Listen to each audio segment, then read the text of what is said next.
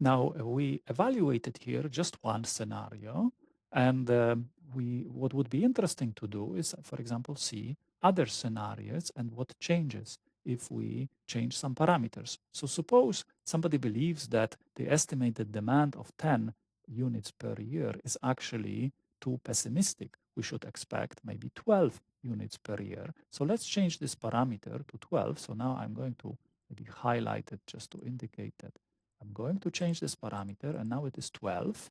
And of course, you know, the simulation results have not changed yet because I haven't run the simulation again.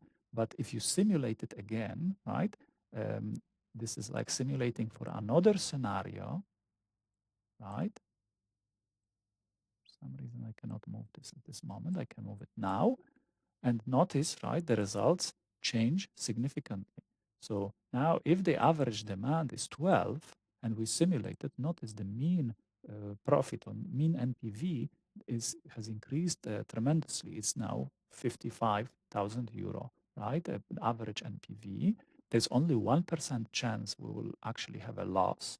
And right, these are the percentiles. They're all much higher than before. So this is an interesting parameter. We can also simulate what if we're too optimistic. If it's 8, right? Again, we can simulate this, right? It's taking a few seconds. And now we can see again either through this or we can look at the results here. If it's 8 on average, then the mean actually is negative. And now on average, we'll be losing money and there is more than 50% chance NPV will be negative, right? So you see, we can simulate for different scenarios and compare, right? If we believe this is the estimated average demand 8, then maybe this is a losing operation.